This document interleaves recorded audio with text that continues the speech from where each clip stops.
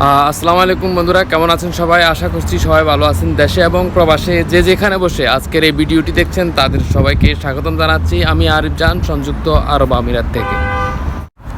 সংযুক্ত আরব আমিরাতে নতুন বছর উপলক্ষে নতুন কোনো আপডেট আসছে কিনা এবং কি ভিসা ট্রান্সফার হচ্ছে কিনা, আউটপাসে যাওয়া যাচ্ছে কিনা এবং কি ভিজিট ভিসার কী খবর, সেটা নিয়ে অনেকেই প্রশ্ন করেছেন। সেগুলার প্রশ্নের উত্তর এখন দেব, আপনারা আশা করছি সাথেই থাকবেন। ভিসা ট্রান্সফার যে সিস্টেমটা জানেন আগেও ছিল, এখনও আছে, এখনও পর্যন্ত এটা বন্ধ হয়নি। আমরা ভাবছিলাম এটা 31শে ডিসেম্বর পর্যন্ত শেষ হয়ে যাবে, কিন্তু না, সেটা এখনও পর্যন্ত চলছে।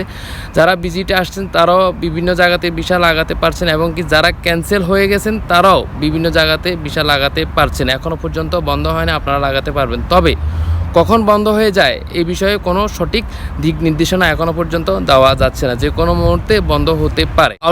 আউটপাসের ক্ষেত্রে আপনারা জানেন দীর্ঘ 4 মাস সময় দেওয়ার পরও যারা এই সুযোগটা কাজে লাগান নাই, সেক্ষেত্রে এখন আর কিছু করার নাই। আপনারা যদি আউটপাসের দেশে যেতে হয় সেক্ষেত্রে জেল জুলুম জরিমানা দেওয়া ছাড়া আপনাদের আর কোনো উপায় নেই। যেহেতু আপনারা এত বড় সুযোগটাও কাজে লাগাতে পারেন না, সেক্ষেত্রে আর কিছু করার নেই। এখন ভিজিট ভিসা, আপনারা জানেন ভিজিট ভিসার ক্ষেত্রে অনেক দালাল চক্র এখানে আছে, বিভিন্নভাবে আপনাদেরকে প্রতারণার শিকার করছে এবং কি বিভিন্নভাবে বলছে এখানে আসার পর আপনাদেরকে ভিসা লাগিয়ে দিবে, এই সে অনেক কথা বলার পরেও এখানে আসার পর তাদেরকে ছেড়ে দিচ্ছে, কোনো ধরনের খোঁজ খবরও নিচ্ছে না। এরকম অনেক ব্যক্তি আমার জানাশোনার ভিতরে আছে, তাদের এখনও পর্যন্ত ভিসা লাগাতে পারেনি।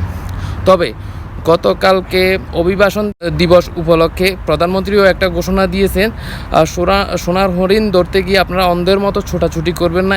যদি আপনারা কোনো দেশে যেতে হয় সেক্ষেত্রে দূতাবাসের নিবন্ধিত হয়ে তারপরে যার মাধ্যমে যেতে চান তার মাধ্যমে আপনারা যাবেন এবং কি আপনাদের সঠিকভাবে আপনাদের যেন ভিসাটা লাগে সেদিকটা আপনারা খেয়াল রাখবেন। এই সোনার হরিণ ধরার পিছনে কেউ দয়া করে অন্ধের মতো ছুটবেন না, আপনারা নিবন্ধন করে তার মাধ্যমে যান, সেটাই আমরা চাই। যদি আপনারা প্ররোচনায় বিদেশে যে বিপদে পড়েন সেটা নিজেদের জন্য, পরিবারের জন্য খুবই কষ্টকর, খুবই ক্ষতিকর।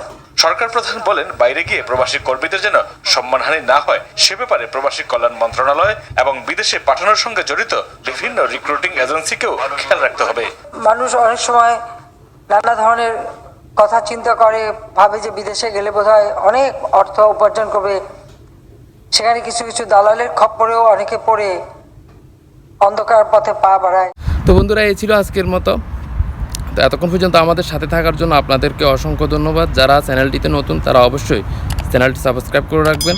পরবর্তী নোটিফিকেশন সবার আগে পেতে অবশ্যই বেল বাটনটি বাজিয়ে যাবেন। আর ভিডিওটি যদি ভালো লাগে অবশ্যই বন্ধুবান্ধবদের সাথে শেয়ার করবেন। তো এই ছিল আজকের আপডেট। সবাই ভালো থাকবেন। আসসালামু আলাইকুম।